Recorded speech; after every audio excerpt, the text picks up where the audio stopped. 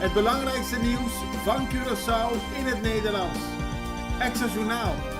Vers van de pers. Welkom bij Extra Journaal. Fijn dat u weer kijkt. We hebben het belangrijkste nieuws voor u op een rij gezet.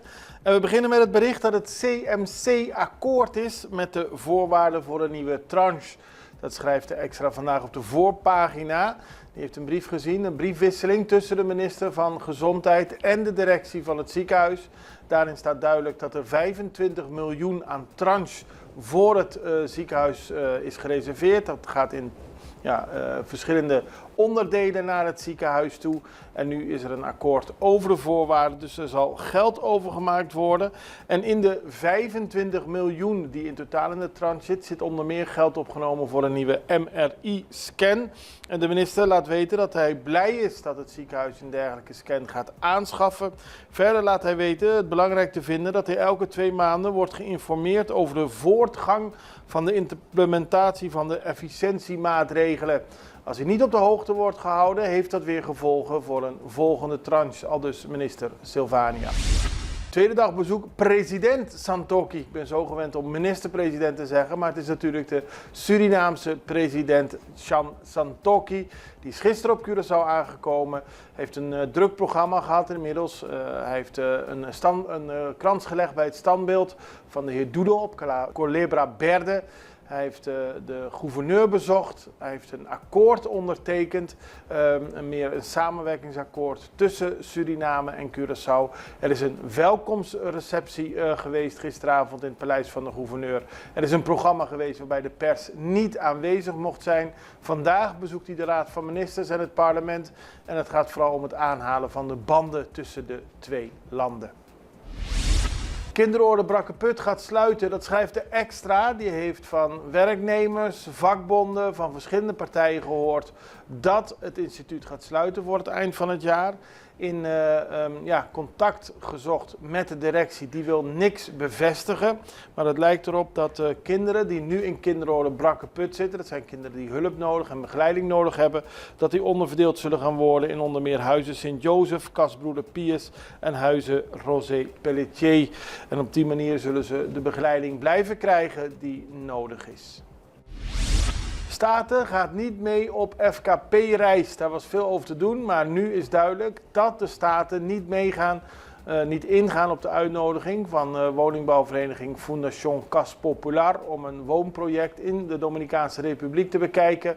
Er is geen geld voor de reis, zo zegt de statenvoorzitter. En op die manier moet er beter met het geld worden omgegaan en kan niet op elke uitnodiging worden ingegaan. Annemaria Poletta, die eerder heeft laten weten, Annemaria Poletta, zo zeg ik de naam goed, die eerder heeft laten weten dat het niet kies was voor de Staten om mee te gaan. Er is niet zo lang geleden al een bezoek gebracht met de FKP naar Colombia voor een woonproject. Maar ze benadrukt, de FKP moet geen reisbureau voor de Staten worden. Die moet luisteren naar de klachten van mensen die een FKP-woning hebben en achterstallig onderhoud hebben. En ze moeten de jaarrekeningen inleveren, want daar zijn ze al lang in gebreken mee.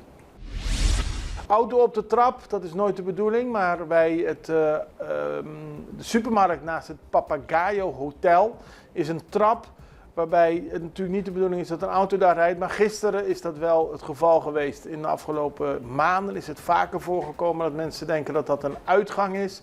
Dat blijkt niet zo, het is niet bevestigd, maar de chauffeur zou een dame zijn die eigenlijk haar verjaardag wilde vieren gisteren en een beetje met haar hoofd elders was. Erg vervelend, maar tegelijkertijd ook een waarschuwing voor iedereen die daar rijdt met de boodschap. Er is maar 1 uitgang uit de parkeerplaats bij de Van den Tweel. Wagen eindigt op zijn kop. Meer autonieuws. Echt bizar om te zien dat in deze kleine Kortijnweg een auto op zijn kop is geraakt. Waarschijnlijk met hoge snelheid tegen een andere auto aangereden.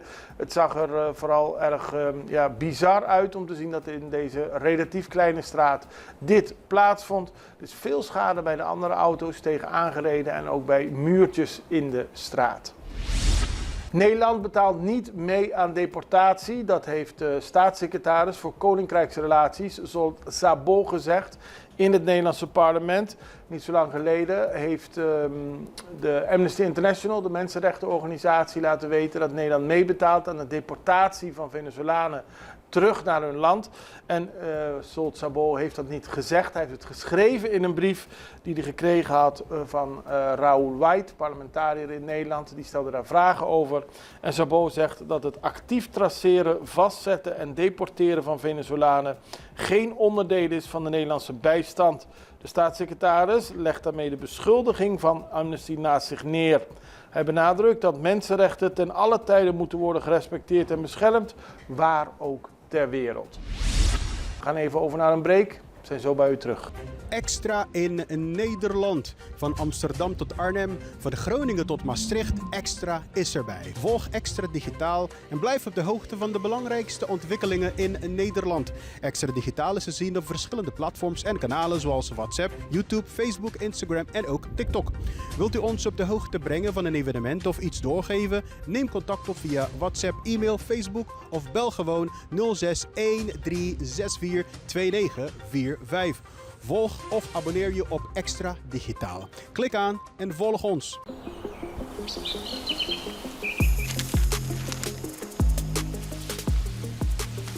Welkom op Curaçao, een van de mooiste eilanden in de Caribiën. Een ware parel. En het is een eiland waar je van heel veel zaken kunt genieten. Van de natuur, van de zee, van het eten, van de mensen en zoveel meer. Curaçao is een eiland waar heel veel gebeurt op het gebied van politiek, cultuur, sport en zoveel meer. En Extra Journaal brengt het belangrijkste nieuws van Curaçao. Maar we hebben ook aandacht voor al het nieuws op Bonaire en Aruba en op de bovenwinden, Saba, Sint Maarten en Sint Eustatius. En we belichten al het nieuws van alle kanten. Het nieuws is duidelijk, actueel en vers van de pers. Extra Journaal, elke werkdag op Salto. Op Curaçao zijn we de hele dag bezig met het maken van Extra Journaal. Volg ons op je favoriete Amsterdamse zender, Tauro.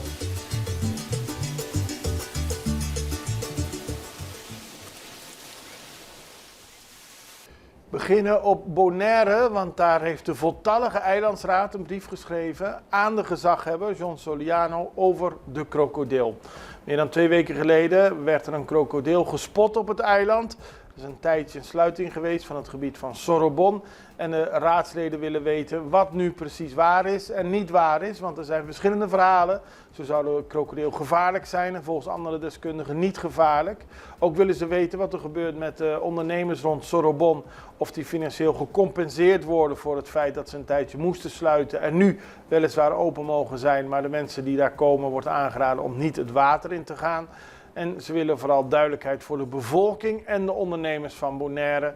En vandaar dat alle eilandsraadsleden een brief hebben ondertekend en aan de gezaghebber gestuurd.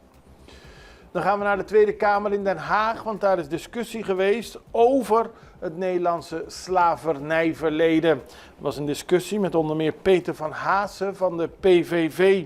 Hij ging in op de 200 miljoen euro in een fonds dat gereserveerd is door de regering Rutte om te zorgen voor een beter begrip van de doorwerking van het slavernijverleden. Volgens hem had dat niet gehoeven. En hij zegt dat er mensen zijn op Curaçao en Bonaire die liever geld hadden gezien voor zorg en onderwijs. Ze willen volgens hem liever brood op de plank dan een monument op de hoek. Volgens Tweede Kamerlid Raoul White van GroenLinks PvdA is het nogal denigrerend, de uitlatingen van Van Haassen. En hij is niet te spreken over de manier waarop Van Haassen spreekt over het leed dat er in de afgelopen honderden jaren heeft plaatsgevonden. Veet Bruining van de partij NSC, Nieuw Sociaal Contract, noemt de woorden van Van Haassen super beledigend. En zo is er uitgebreid gesproken over het slavernijverleden in de Tweede Kamer. En dan gaan we naar Colombia, want daar wordt de VN Biodiversiteitstop gehouden. Dat is een grote wereldwijde top waarin wordt gesproken over biodiversiteit. Er komen heel veel landen zijn daar aanwezig en dat wordt gehouden van 21 oktober tot 1 november in de Colombiaanse stad Cali. Nederland is nauwelijks aanwezig, die heeft geen minister uitgevaardigd, maar vanuit de hele wereld zijn er heel veel mensen gekomen om te praten over deze top. En tijdens deze bijeenkomst is er een groene zone in Cali geopend, die open is voor het publiek en is opgezet om gesprekken over conservatie te bevorderen en de participatie van burgers in de onderhandelingen te versterken. Op die manier zijn mensen in staat om hun stem, voorstellen en initiatieven te laten horen over biodiversiteit. Zoals gezegd duurt het tot 1 november en dan komt er ook een gezamenlijke verklaring van deze top van de Verenigde Naties. En daarmee zijn we aan het einde gekomen van deze aflevering van Extra Journaal. We zijn er morgen weer en ik hoop u ook alle beste. Tot ziens. Dag.